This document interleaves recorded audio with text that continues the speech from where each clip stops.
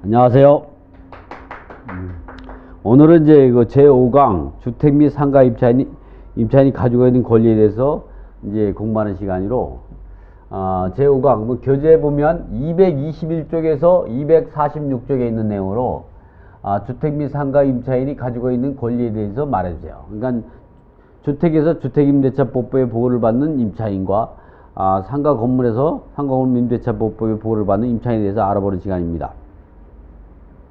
시간은 뭐 50분 사이에 설명을 하다 보니까 뭐 깊게 들어가지 못하지만 우리가 기본적으로 알고 있어야 될 권리에 대해서 살펴보면 주택임차인이 가지고 있는 권리를 살펴보면 우리가 일단은 주택임대차법법에 적용을 받으려면 받을 수 있는 건물은 이 법은 주택임대차법법이 주거용 건물이 전부 또는 일부의 임대차에 관해서도 이를 적용하게 되는데 그 임차주택의 일부가 주거 목적 외에 다른 목적으로 사용되는 경우도 마찬가지다.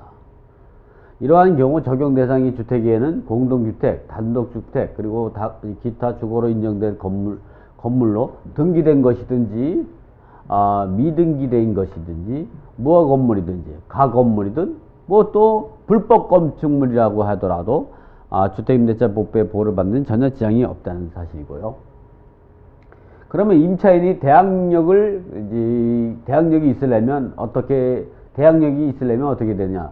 일반 거래로 소유자가 변경되는 경우 대항력은 임차인이 주택의 인도와 그리고 주민등록일엔 그러니까 전입신고와 주택을 점유하고 있으면 대항력권을 모두 갖추게 되면 이렇게 대항력권을 갖추게 되면 다음날 오전 0시에 대항력이 발생하게 되는데 이렇게 대항력이 발생하고 나가지고 소유자가 변경되면 새로운 소유자에게 자동으로 승계되는 거죠. 이런 것들을 우리가 대항력이라고 합니다. 그러나 우리가 여기서 한 번 더 자세히 설명해 보면 제가 한번 이렇게 A라는 사람하고 일반 매매로 바뀌었을 때 A 소유자 주택에서 B로 이렇게 넘어갔을 때 요 임차인이 갑 임차인이 전입신고도 하고 점유도 하고 있다. 이게 5월 1일날 갖췄는데 이 6월 1일날 소유권이 넘어간다. 그랬을 때에는 이 사람은 대항력은 5월 2일 오전 0시에 대항력이 생기고 확정일자 우선변제권은 이제 오전 0시 동시에 발생하죠. 요거는 대항력, 요거는 확정일자 우선변제권. 이렇게 소유자가 바뀌어버리면 B는 자동적으로 갑 임차인을 승계하게 되는 겁니다. 한 번은 이런 일이 있었죠. 어떤 일이 있었냐면 갑 임차인이 이제 그 임차권에서 채권 가압류된 사실을 갖다가 모르고 B가 소유권을 이전해 가지고 임차보증을 반환했습니다. 반환했는데 이 가압류권자가 이제 그 여기에 대해 가압류한 사람이 이 사람을 상대로 다시 임차보증금 반환 채권에 대해서 소송이 들어왔죠. 그래서 임차권이 가압류가 된 가압류라는 건 처분금지가 있는 걸 모르고 그 임차보증을 반환했다가 다시 B가 임차보증을 그 가압류 채권을 또 반환해주는 이중적으로 손해보는 이러한 사례도 있죠. 그런 것들은 왜냐하면 설령 B가 이 임차권에 대해서 그 가압류된 사실을 모르고 임차보증을 반환했다고 하더라도 이 가압류된 것까지 B가 자동적으로 승계하게 된다는 거죠.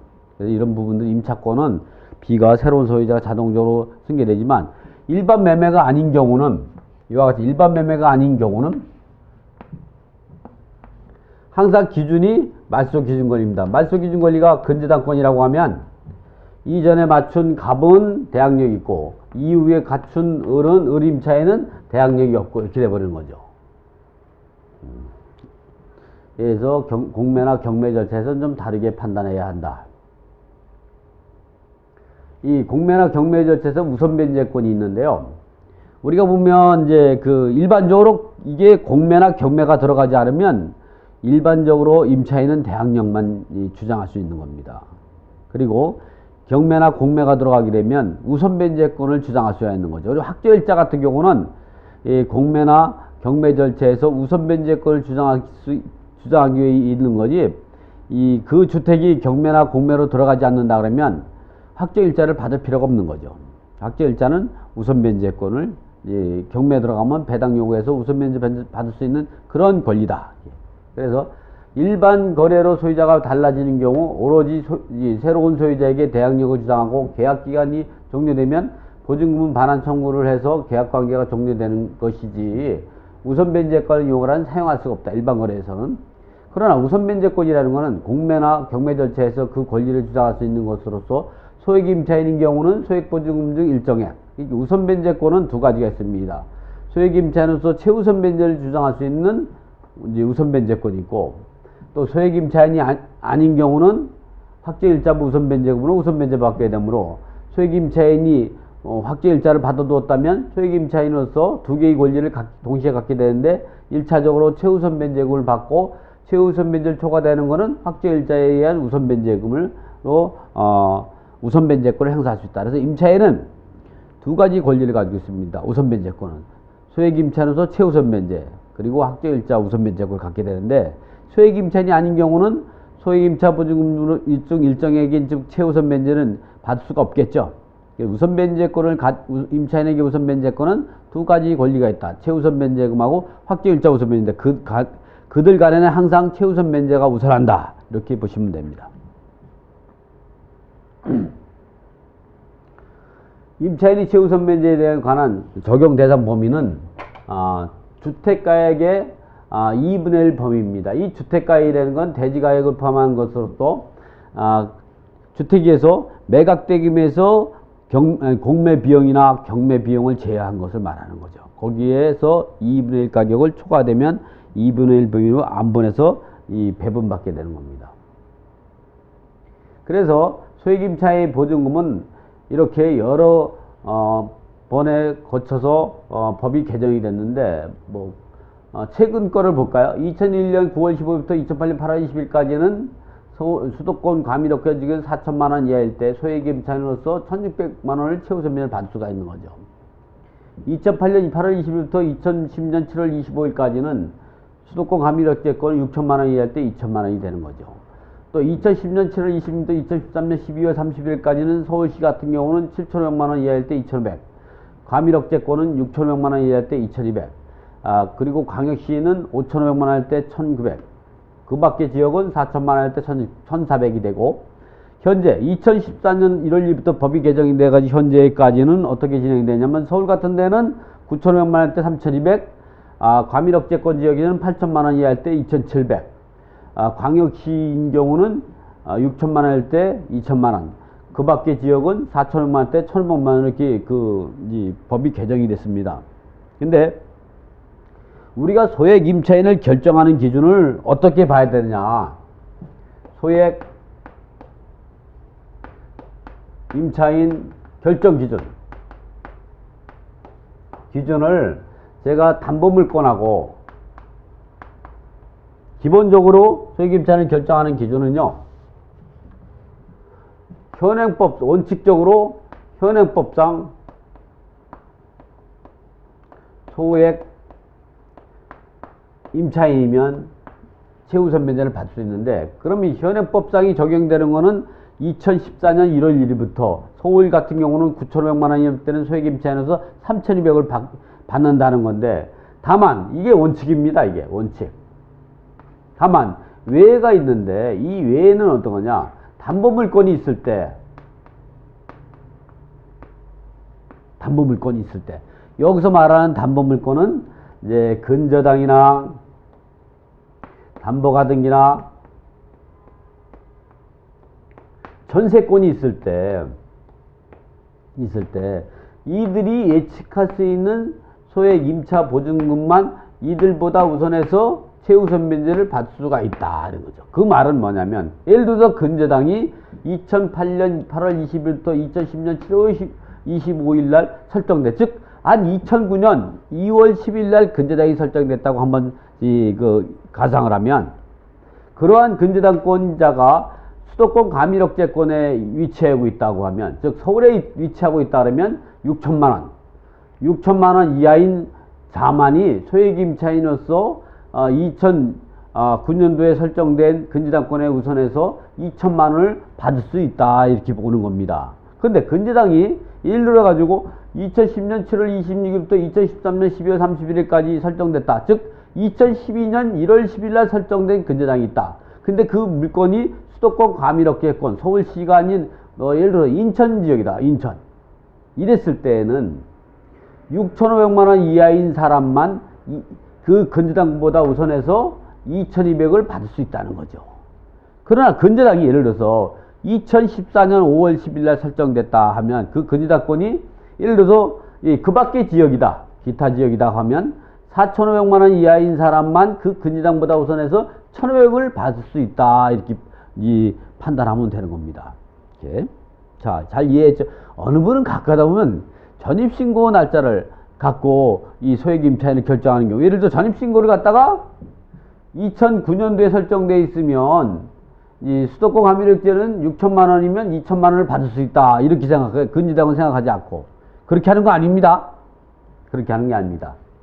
원칙적으로 소액임차인 결정 기준은 현행법상 소액임차인이 되기 때문에 이 경매가 시작이 돼가지고 공매가 시작이 돼서 배분 기일 날짜가 2014년 1월 1일이고 서울 지역이면 9,500만 원일 경우 누구나가 3,200을 받을 수가 있습니다. 그러나 그 중간에 근저당이 있다. 그 근저당이 예를 들어서 2009년도에 설정됐고 서울 지역은 수도권 과밀지역이니까 6천만 원 이하인 사람만 2천만 원을 받는데, 그런데 가만히 보니까 이 임차인이 9,500이 아니다. 예를 들어 이렇게 된다는 거죠. 근저당은 2009년도 1월 10일 날 설정이 돼 있고 그러면 이 구간에 해당되는 거죠.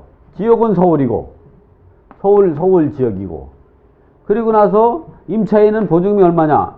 임차인은 9,500만 원이다 보증금이. 근데 이것이 언제 들어갔냐면 2014년 8월 20일 날이 배분 시점이다. 배분길이다.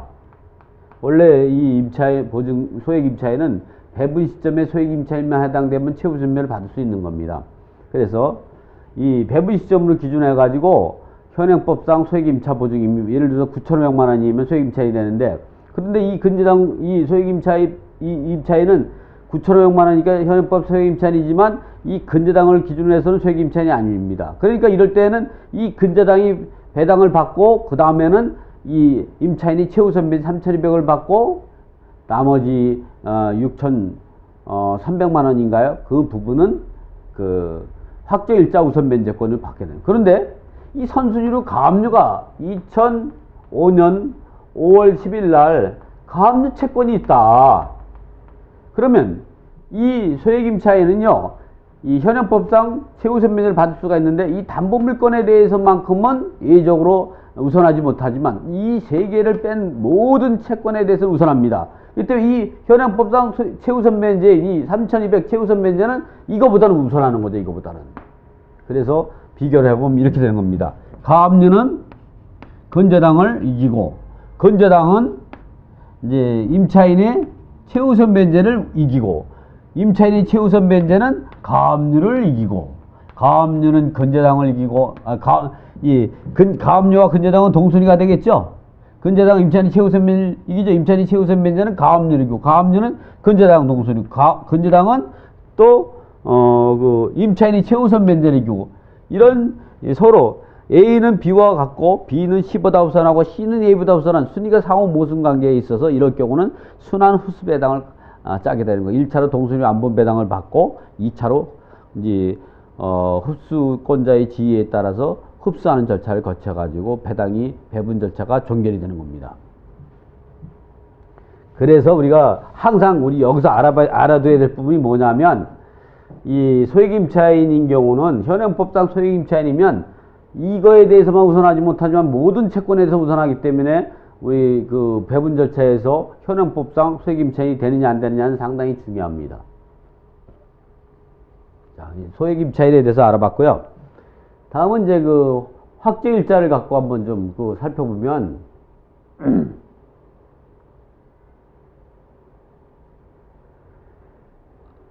소액임차인을 결정하는 방법은 이렇게 해라. 제가 한번 좀 읽어봐 드릴게요. 담보물건이 있으면 그 담보물건 설정 시기에 소액임차인이면 이미 소액임차인이 1순위로 최우선 면제를 받고 그 다음 담보물건 수로 배당하고, 담보물건에 소액임차인에 해당되지 못하면 1순위로 담보물건이 배분받고 2순위로 그 다음 담보물건을 기준으로 해서 소액임차인을 결정하고, 더 이상 담보물건이 없다면 배분 시점으로 소액임차인에 해당되는가를 판단해서 소액임차인에 해당되면 최우선 면제를 다른 채권에 대해서 우선해서 변제받을 수 있다고 생각하라. 이렇게 생각하면 됩니다. 다음에 이제 확정일자 우선 면제권은, 그러니까 우리 대항 요건을 갖추고 이제 그 확정일자를 받아두면 확정일자 우선 면제권이 발생하게 됩니다. 근데 간혹 보면 이 확정일자 우선 면제권에 대해서도 이제 그 혼동을 하시는 분이 있어서 제가 한번 간단하게 설명을 해보겠습니다. 예를 들어 가지고 5월 1일 날 전입신고를 했다. 그리고 5월 10일 날 확정일자를 받았다. 이러면 대항력은 5월 2일 오전 0시에 발생하게 되는 겁니다. 그리고 확정일자 우선변제권은 언제 발생하냐?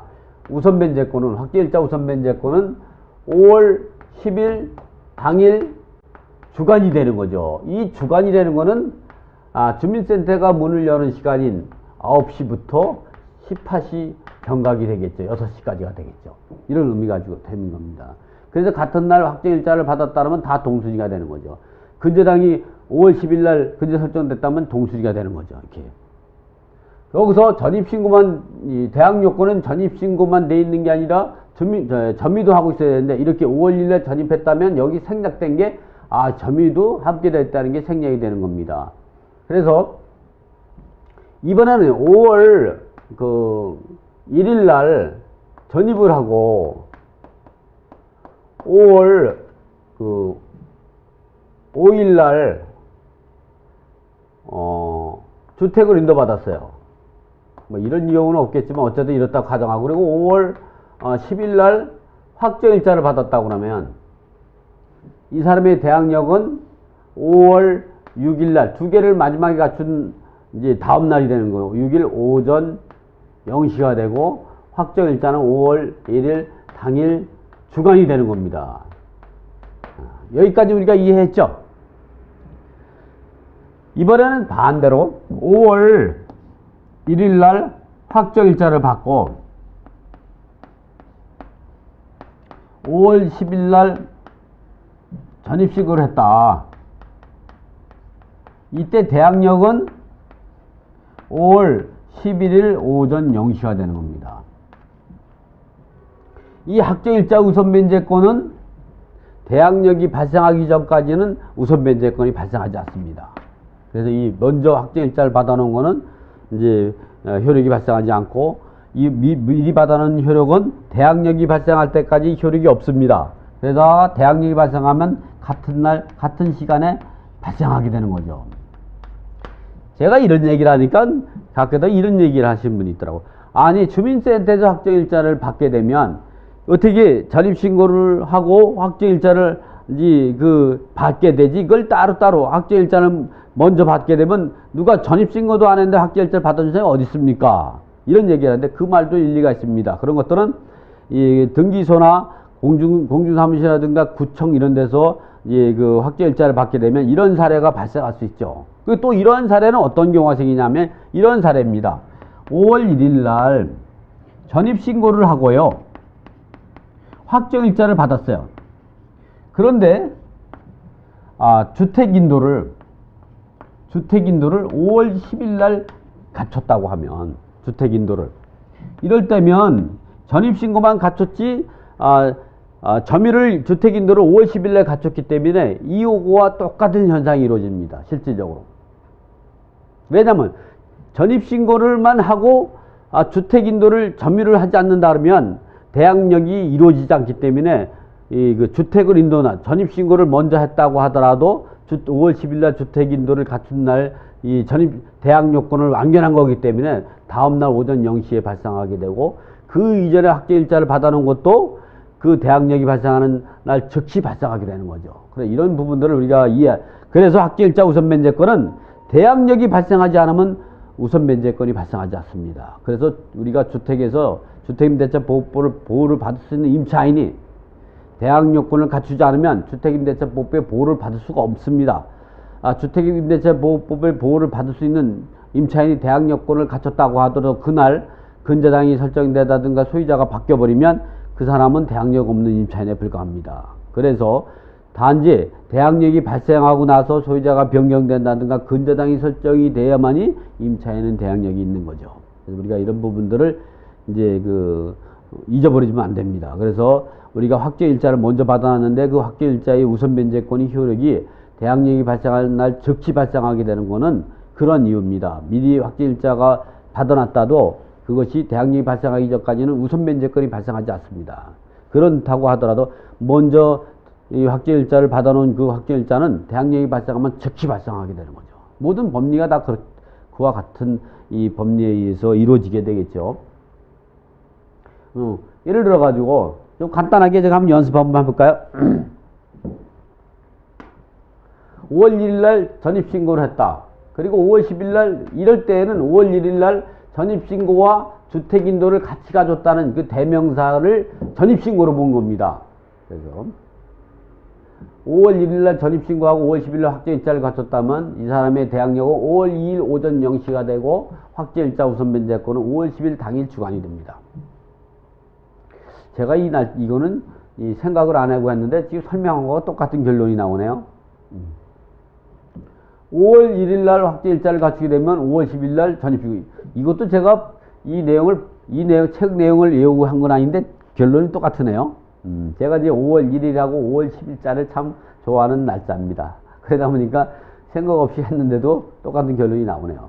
5월 1일 날, 이번에는 5월 1일 날 전입신고하고 확정일자를 갖췄다면 이 임차인은 5월 2일 오전 0시에 대항력이 발생하기 때문에 이런 경우도 꼭 확정일자가 대항력이 발생하기 최소한 6시에 받았다면 9시간이 빠른 거죠.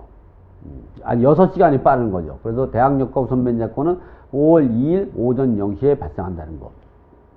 이와 같은 최우선 면제금하고 확정일자 우선 면제권을 발생하려면 주택임차인이 최우선 면제 발생하는 주택임차인이 소액 보증금지 일정액으로서 최우선 면제를 받기 위해서는 배분요구 종기까지 배분요구를 해야 합니다. 그리고 보증금의 액수가 소액 임차 보증금에 해당이 돼야 되고 공매 공고 등기 이전에 또는 경매일 때는 경매 개시결정 기입 등기 이전에 대항력권을 갖춰야 한다.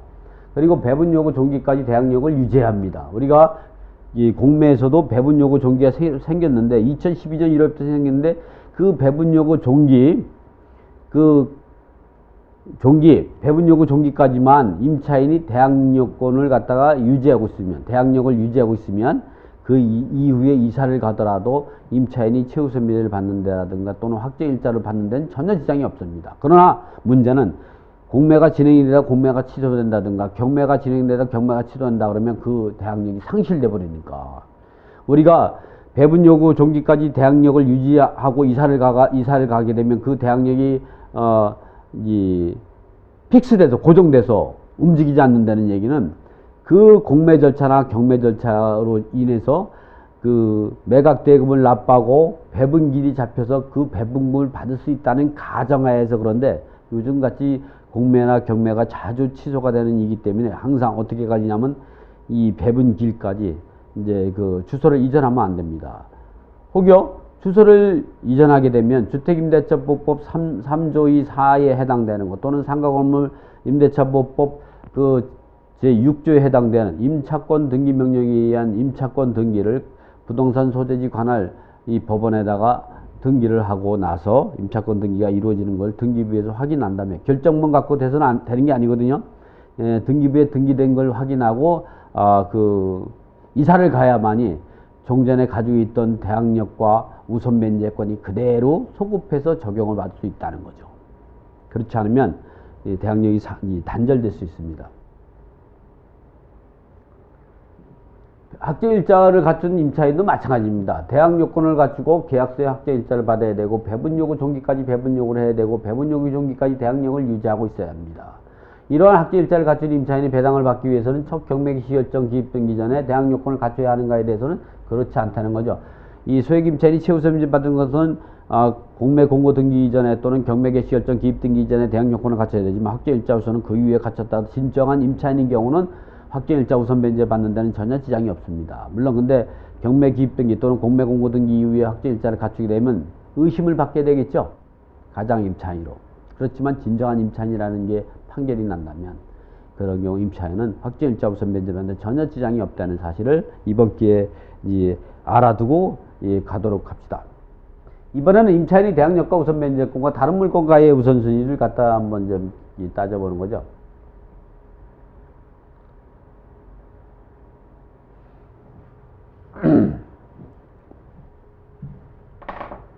이렇게 근저당권이 있고 임차인이 전입신고도 하고 세금 압류 공매로 진행이 됐다 하면 이제 근저당권이 이제 있고 이제 확정일자 있고 병세금 압류가 있고 이 압류의 부기등기로 해가지고 공매 공고 등기가 이루어졌다고 하면 이럴 경우 이제 이 근저당권은 2005년 1월 10일 날 우선 변제권이 발생하고 을은 2005년 1월 10일 날 전입하고 확정했다니까 2005년 1월 11일 오전 0시에 대항력도 발생하고 확정일자 우선 변제도 발생하게 됩니다. 병세금은 압류날짜는 2005년 10월 10이지만 이 압류날짜로 하는 게 아니라 이 법정기를 갖고 하는 겁니다. 2005년 1월 10이 되는 거죠. 그렇다면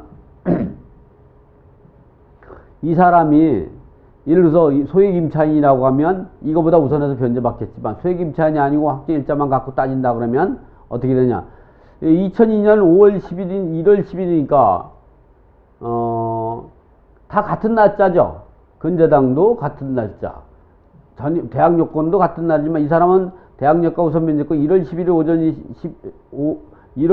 오전 0시에 대항력과 우선 변제가 발생하니까 이 사람이 제일 후순위가 됩니다. 이럴 때에는 이거와 이거는 우선 변제권은 세금은 2005년 1월 10일 날 우선 변제권이 생기고 갑근저당권은 2005년 1월 10일 날 우선 변제권이 생기지만 이와 같이 국세지법 35조 제1항에 의하면 이런 내용이 있습니다. 조세채권은 이 담보물권하고 우선순위를 따질 때 이 조세채권은 질권, 저당권 등의 담보물권과 우선순위에 있을 때 이제 법정기보다 질권, 저당권, 전세권, 담보가 등 이런 것들이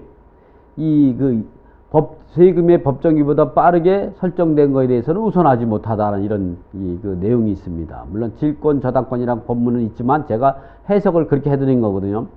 그러니까 무슨 얘기냐면 먼저 설정된 것에 대해서는 우선하지만 같은 날이라든가 법정기라고 근저당 설정 날짜가 같은 날짜거나 또는 이 법정기일이 빠르다 그러면 세금이 우선하는 거죠. 그러다 보니까 같은 날짜면 세금이 우선하는 겁니다. 그래서 이럴 때는 이게 1등, 2등, 3등이 되는 거죠. 지금 얘기할 때 이 사람이 소액임차인인가 아닌가를 구분하면 이게 소액임차인이면 당연히 최우선 변제가 1등, 세금이 2등, 3등, 확정일자 4등 이런 식으로 배분하면 된다는 거죠. 세 개 이렇게 제가 친절하게 이렇게 다 내용을 써줬죠. 그 내용을 살펴보면 되시고요. 이번에는 임차인이 전입신고하고 근저당이 되어 있고 세금 압류된 사례를 보면 갑임차인이 전입신고하고 확정일자는 2005년 5월 10일 날 되어 있고 근저당은 2005년 5월 11일 세금은 법정기일이 2005년 5월 10입니다. 이렇다고 하면 갑임차인이 대항력은 언제 생기냐? 대항력은 5월 11일 오전 0시고 확정일자 우선 변제도 5월 11일 오전 0시입니다. 근저당은 2005년 5월 11일 주간이고 그렇다면 이 임차인이 확정일자는 하고 근저당권자는 똑같은 동순위가 됩니다. 똑같은 게 아니죠. 이거는 이미 5월 11일 오전 0시니까 이거보다 최소한 9시간이 빠르게 되는 거죠. 이거는 9시 돼야 근저당을 설정할 수 있는 거죠. 주간이니까. 그러나 이건 5월 10일 새벽 0시니까 최소한 이 근저당보다 9시간이 빠른 거죠. 그러나 이렇게 보면 이 세금은 2005년 5월 10이니까 이 근저당보다 빠른 거죠. 그런데 이거랑 봤을 때 이거는 2005년 5월 11월 오전 0시고 2005년 5월 10이니까 이게 제일 빠르죠. 그래서 요게 1등, 요게 2등, 요게 3등 이런 식으로 배당이 된다. 제가 제대로 해놨나요? 세 개. 1순위로 병세금, 2순위로 갑임차인, 3순위로 을근저당. 아, 제가 이 책을 제대로 썼네요. 그런데 문제는 이 임차인이 대항력이 빠르죠. 왜냐면 5월 11일 오전 0시이기 때문에 이 말소기준보다 빠릅니다. 이 말소기준 권리는 등기된 것만 갖고 따지 등기부에 안기되는 이 법정길 갖고는 논하지 않습니다. 왜냐하면 그렇게 되면 법정길 갖고 따지려면 그거는 이 세금 조세채권자만 알게 되는 거죠. 이 법정길 말소기준 권리라는 건요, 누구나가 다 알 수 있는 어떠한 기준이 있어야 되기 때문에 등기부에 등기되어 있는 거 아니면 할 수가 없습니다. 그래서 압류가 말소기준 권리 되려고 할 때는 압류 2005년 5월 10이 되는 거죠. 아, 그러니까 이게 2005년 10월 10이 되는데 그보다 빠른 이제 5월 11일자가 있기 때문에 이게 말소기준 권리입니다. 그래서 말소기준보다 빠른 임차인은 대항력이 있어서 여기서 미배당금 생긴다고 그러면 낙찰자가 인수해야 되는 겁니다. 이게. 3순위로 을근저당권이 배분받게 되는데 갑임차인은 대항력이 있어서 미배당금이 있으면 낙찰자가 인수해야 합니다. 또 다음 사례를 한번 볼까요?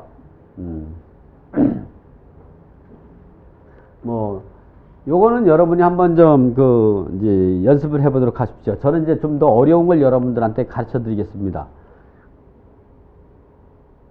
실질적으로 이제 금액을 놓고 한번 좀 계산을 해보죠.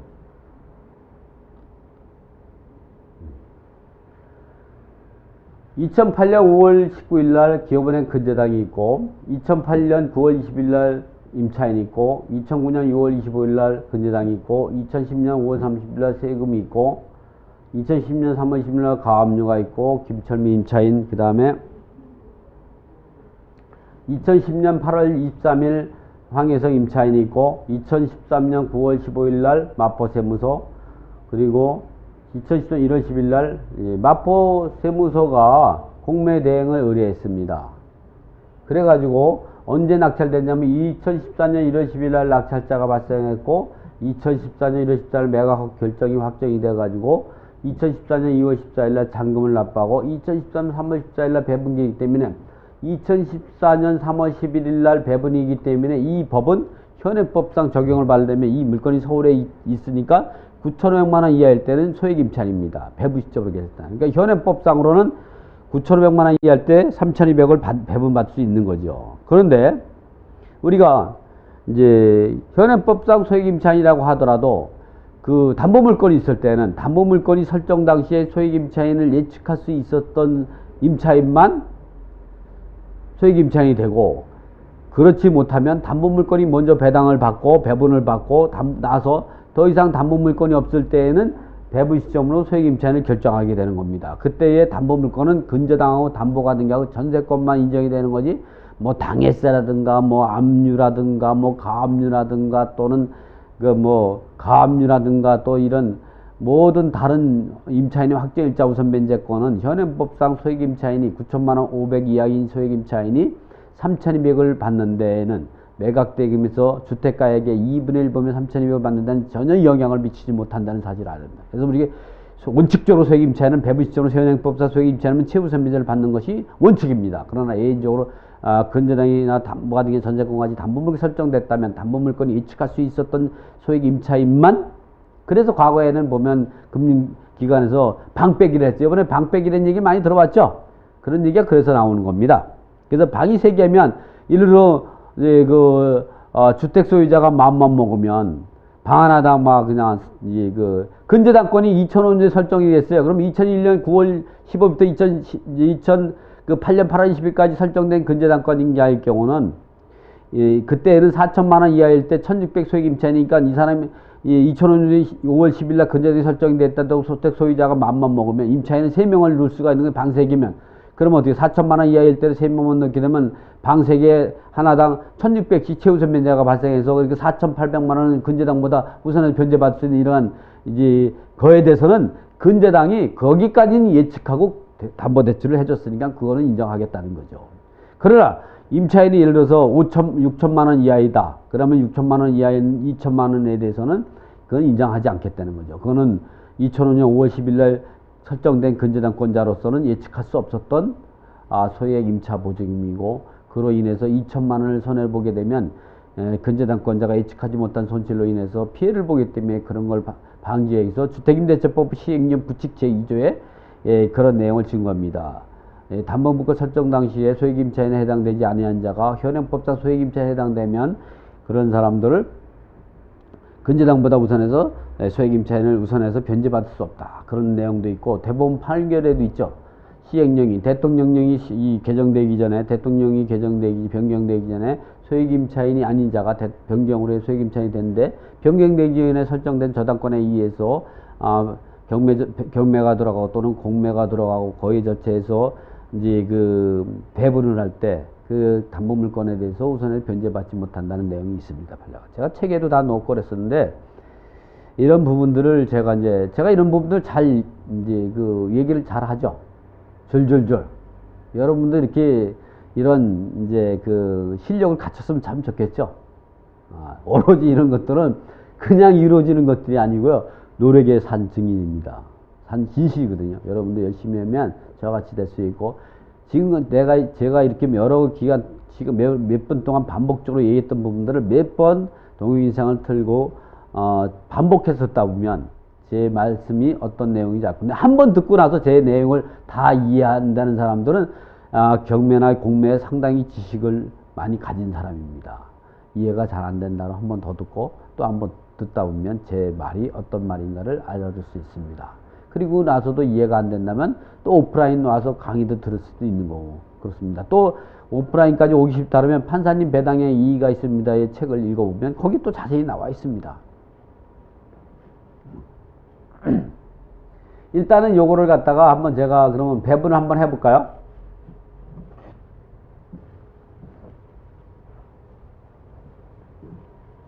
일단 간단하게 보면 2008년 5월 12일 일단은 이게 얼마에 팔렸냐면요, 공매로 낙찰받고 공매 비용을 빼고 나니까, 이걸 제외하고 나니까 891만 3천원을 빼고 나니까 2억 7,100만원. 왜 공매 비용이 이렇게 많으냐 하면요, 공매 비용은 낙찰 수수료가 2.8%입니다. 그리고 공매 공고 비용이라든가 또 감정평가 이런 것까지 합치게 되면 거의 한 3%대 나옵니다. 그래서 근데 경매 같은 경우는 1.5% 정도 나오죠. 그래서 공매는 무조건 거의 3%로 계산해야 됩니다. 2억 공매 비용을 빼고 2억 7,100만 원이 나왔는데, 여기서 가장 먼저 배당을 할 게, 배당에서 배분할 때 가장 먼저 할 수 있는 게 1순위가 필요비, 유익비 사안 척군이지만 이런 경우는 거의 없죠. 여기도 그게 없잖아요. 두 번째는 최우선 변제금입니다. 그런데 최우선 변제는 임차인이 최우선 변제하고 근로자의 임금 채권이 최우선 변제가 있는데, 여기는 근로자의 임금 채권은 없으니까 임차인이 최우선 변제만 갖고 하면 되죠. 그런데 이 담보물권이 있을 때 예외적으로 담보물권을 기준으로 해서 소액임차를 결정한다니까 2008년 5월 19일이면 2001년 9월 15일부터 2008년 8월 20일 사이에 설정된 근저당권은 4천만 원 이하일 때 이 근저당권보다 우선해서 소액임차인으로서 최우선 변제를 받을 수가 있는데, 그러면 4천만 원 이하인 사람이 있는가를 한번 찾아볼게요. 김철이 6천만 원이니까 소액임차인이 아닙니다. 김철민이도 6,500이기 때문에 소액임차인이 아닙니다. 황혜성이도 7천만 원이 소액임차인이 아닙니다. 그러면 소액임차인이 없는 거죠. 그럴 때 이 기업은행이 1순위로 배당을 받게 되는 거죠. 기업은행이 1순위로 기업은행이 얼마냐 하면 5천만 원을 받게 되는 겁니다. 2순위로 그 다음 번을 보니까 이 임차인이 확정일자가 없죠. 제가 일부러 확정일자 없이 만들었습니다. 그래야 재밌지 않습니까? 그래서 확정일자가 없으니까 이 사람은 확정일자 우선 면제가가 없으니까 그 다음 근저당을 갑니다. 이 근저당은 2009년 6월 25일이니까 이 근저당을 기준으로 하면 2008년 8월 21일부터 2010년 7월 25일 설정된 근저당권에 대해서는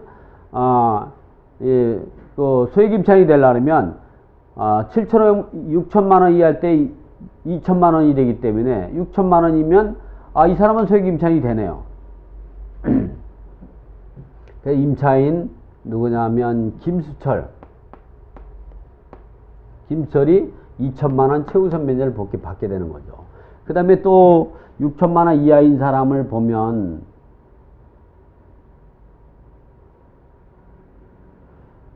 김철민은 6,500이기 때문에 소액임차인이 아닙니다. 황혜성이는 7,000대 소액임차인이 아니죠.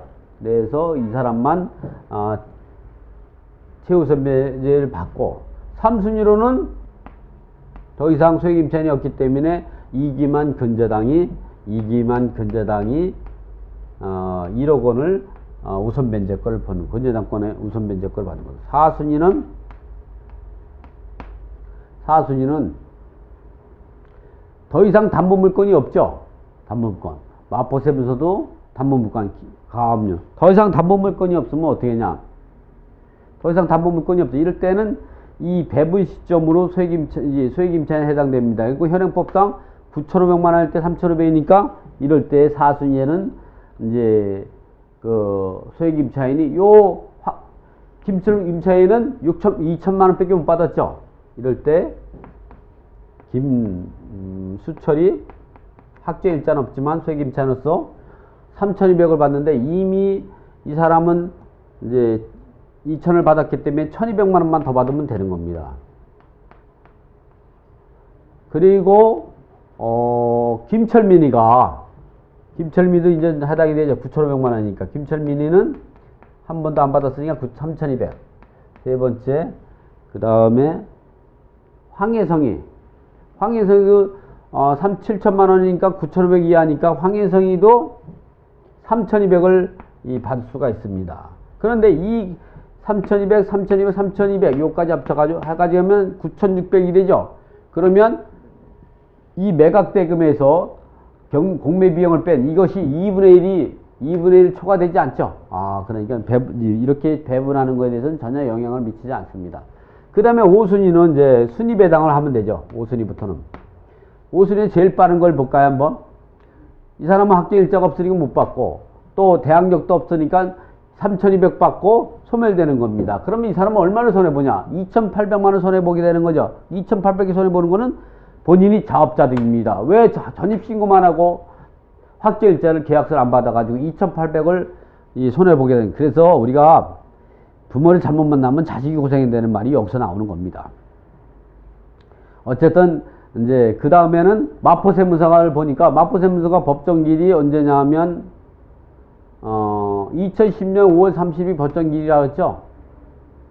그러니까 이 사람이 먼저 받고, 그 다음에 이제 나머지 금액 갖고 가압류와 확제일자 우선면제, 가압류권자와 김철민의 확제일자 우선면제권 3,200원 뺀 금액이니까 3,300이 되겠군요. 그리고 황혜성이의 확제일자 우선면제 3,200원 뺐으니까 이 사람은 한 3,800이 되겠네. 이거 갖고 동수로서 안분배당 받고 이제 2차적으로 김철민이가 이 황혜성이 거를 흡수하는 절차로 배분 절차가 끝이 납니다. 주택임대차보호법에 의해서 우선면제 대항력과 우선면제권으로 최우선면제과 확정일자에 의해서 다른 채권과 충돌할 때 우선순위를 결정하는 법은 요만큼 하겠습니다. 왜냐하면 이번부터는 상가임대차보호법을 해야 되는데 시간이 얼마 많지 않았기 때문에 이제 나머지는 여러분 스스로 자율학습을 하는 기간으로 보겠습니다. 이 정도만 제가 해석해주면 나머지는 여러분이 충분히 할 수 있다고 생각이 됩니다. 왜냐하면 여기서 보면 사실 여러분들이 공매를 처음이지만 그동안에 공부를 많이 한 사람도 있고, 또 이게 너무 깊게 들어가게 되면 또 공부가 머리가 아파지고, 그래서 동영상으로는 이 정도 설명하니까 나머지는 여러분이 스스로 할 수 있고, 이거는 상가임차인도 근데 상가임차에는 상당히 복잡하죠. 왜 그러냐면 주택임대차보호법과 상가임차하고 차이가 어떤 차이가 있냐면, 이 상가임대차보호법은 사실은 실무에서는 많이 써먹을 수도 없는 거예요. 왜냐하면 적용 대상이 많지 않습니다. 그런데도 불구하고 이 권리 분석은 상당히 까다롭죠. 왜냐하면 주택임대차 보호법은 이 보증금만 갖고 하지 플러스 월세가 있다고 하면 이 월세는 계산하지 않습니다. 월세는 계산하지 않아요. 그리고 이 보증금의 상한선도 없습니다. 예를 들어서 보증금이 100억이라고 하더라도 그거를 받는 거죠. 대항 요건을 갖추고 확정일자만 받아놓으면 우선 변제권을 갖게 됩니다. 그런데 상가 건물 임대차 보호법에서는 보증금에 대한 제한도 있고 월세에 대한 제한도 있습니다. 그래서 이런 경우는 요걸 두 개를 합쳐가지고 요걸 환산보증금이라고 합니다. 환산. 이 환산보증금이 상위법, 상가건물 임대차 보호법의 적용 대상 범위에 있어야만이 대항력도 발생하고 우선 변제권도 있습니다. 우선 변제권은 최우선 변제금도 받을 수 있는 거고, 물론 이때는 소액 임차인이어야 되죠. 임차인인 경우. 그리고 확정일자 우선 변제권이 발생하게 되는 겁니다. 제가 한번 좀 살펴볼까요?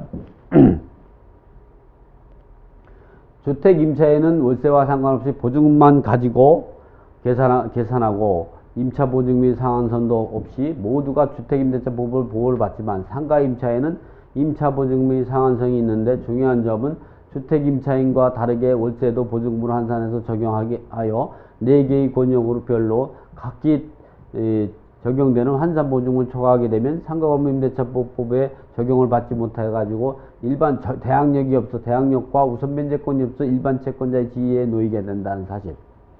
그래서 이 상가 건물에 대한 권리 분석이 있어서 유의할 점은 이런 점을 유의해야 합니다. 첫 번째, 근저당권 설정일이 상가 건물 임대차 보호법 시행일인, 시행일이 언제입니까? 2002년 11월 1일이죠. 2002년 11월 1일. 이전인가 이후인가로 확인해 가지고 상위법 시행 이전에 근저당이 설정됐다면 이 법이 적용 대상이 아니어서 근저당이 우선해서 변제받고, 설령 상가 임차인이 소액 임차인에 해당되어도 이 근저당보다 우선해서 변제받지 못합니다. 이런 사실을. 네, 근저당권자가 상위법이 시행될 거라고는 예측하지 못하고 설정된 근저당이기 때문에 그런 예측하지 못한 근저당권보다 우선해서 소액 임차인이라고 하더라도 변제받는 것은 이제 할 수가 없다는 게 상위법에 대한 시행령에 기재가 되어 있는 것이다. 두 번째로는 근저당권이 상위법 시행이 이후에 등기된 경우라도, 이번에 아까 같은 경우는 첫 번째는 상위법이 시행되기 설정된 근저당이라면 임차인이 소액 임차인이든 확정일자 우선 변제든 이런 건 논할 필요가 없다는 거예요. 그건 먼저 근저당이 먼저 받는다는 거죠. 이번에는 상위법이 시행이 될 때는 임차인이 환상보증 및 소액 임차인이냐 확정일자 우선 변제권을 갖췄느냐 이거를 따져야 된다는 거죠. 그리고 또 그 환상보증 및 그 상위법의 적용 대상 범위 내를 초과되면 안 되죠. 그런 부분들을 생각해요. 그래서 여기 보면 두 번째로 근저당권이 상위법이 시행 이후에 등기된 경우에 상위법이 상가 임차인이 최우선 변제 받을 수 있는 소액 임차 보증금 내에 있는 자와 있는 경우에도 개정되기 전 소액 임차 보증금, 즉 4천억만 원 이하일 때 1,350만 원이죠. 1차 개정 후 2차 개정일 때 소액 5천만 원 때는 1,000억만 원이죠. 2차 개정 이후 소액 임차 6,500이니까 이럴 때는 2,700만 원인가 그럴걸요. 제가 이따 좀 금방 보여드리겠습니다. 여기에 꼭 30%거든요. 여기 30%, 여기 30%가 소액 임차 보증금 일정으로서 최우선별을 받는 거죠. 구분해서 근저당권을 기준으로 해서 소액 임차인을 판단해서 최우선별을 계산하게 된다. 세 번째는 상위법 시행 이후에 상가 임차인인 경우에도 상위법 적용 대상에 해당되는 환상보증이 되어야 상위법상 대항력과 우선 변제권이 인정되는 것이 초과되는 경우에는 일반 채권자의 지위에 놓이게 되어 대항력과 우선 변제권이 얻게 된다. 상위법이 적용 대상은 개정 전이냐, 1차 개정이냐, 2차 개정이냐, 3차 개정 이후냐에 따라서 적용 대상 금액이 달라지고 상위법 적용 기준이 이하인 경우만 상위법이 적용받을 수가 있어서 대항력권을 갖추고 확정일자를 받으면 확정일자에 의한 이제 후순위 채권을 우선해서 변제받을 수가 있다. 이래요. 참 복잡하죠? 참 복잡합니다. 그럼 간단해져. 그러면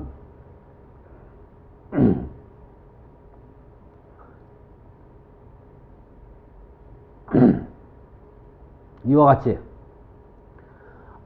상가 건물 임대차 소액 보증금 일정액을 우선에 변제받을 수 있는 금액을 되려면 개정되기 전에는 2002년 11월 1일부터 2010년 7월 25일까지는요 소액 환상 보증금이 4,500만 원일 때 1,350이어야 되고요.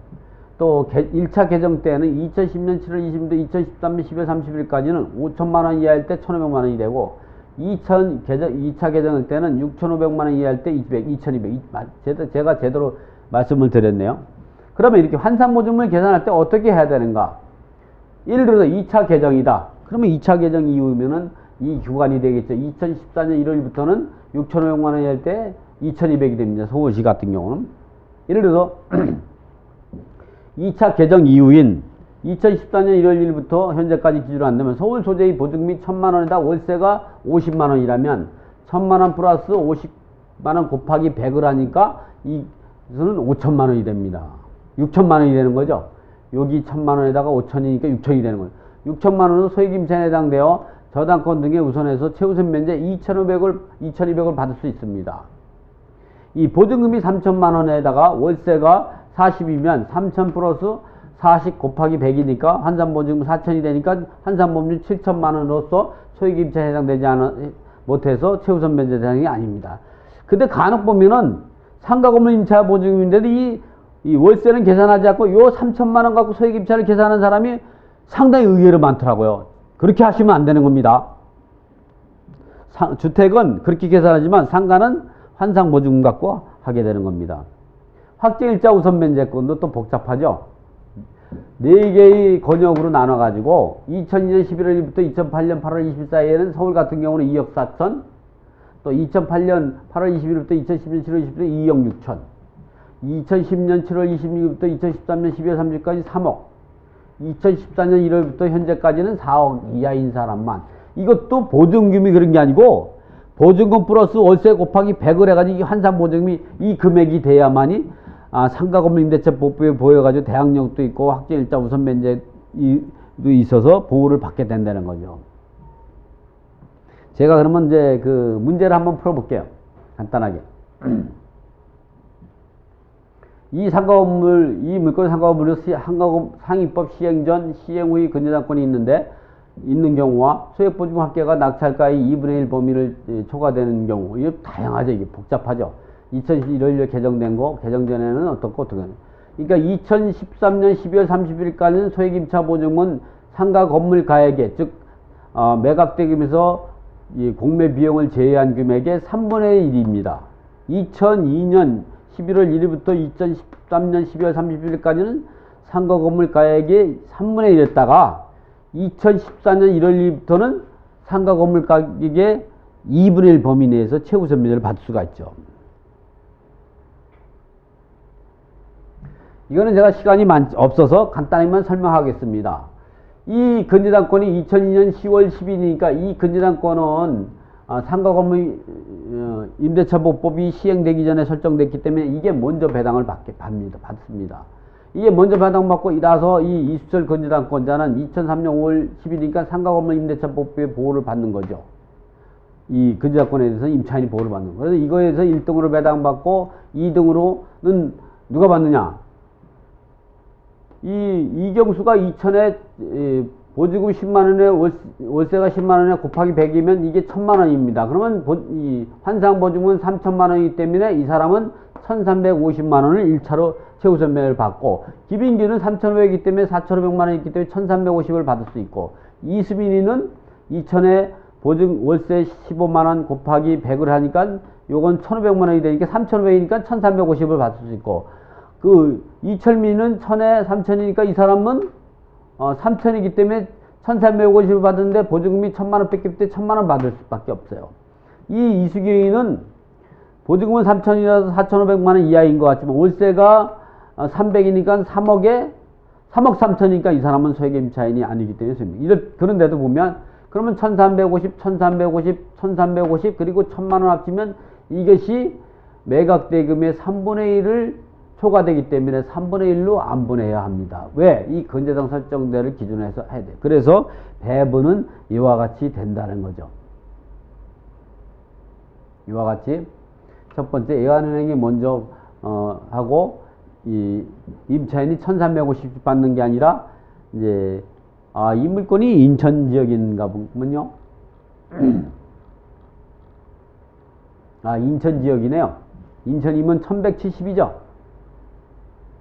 근데 1170이라고 하더라도 그 3분의 1 초과되기 때문에 그러면 이제 안분하게 되는 거죠. 안분해 가지고 1170을 받는 게 아니라 3분의 1 안분해 보니까 740, 700. 3분의 1 가격이 2856만 6620이니까 740, 740, 780 얘를 630으로 받고 사수인은 나머지 이수철 근저당이 배당을 받게 되는 거죠. 이런 식으로 배분 절차가 끝나는데 이 내용을 다 읽어보면 아주 재미있습니다.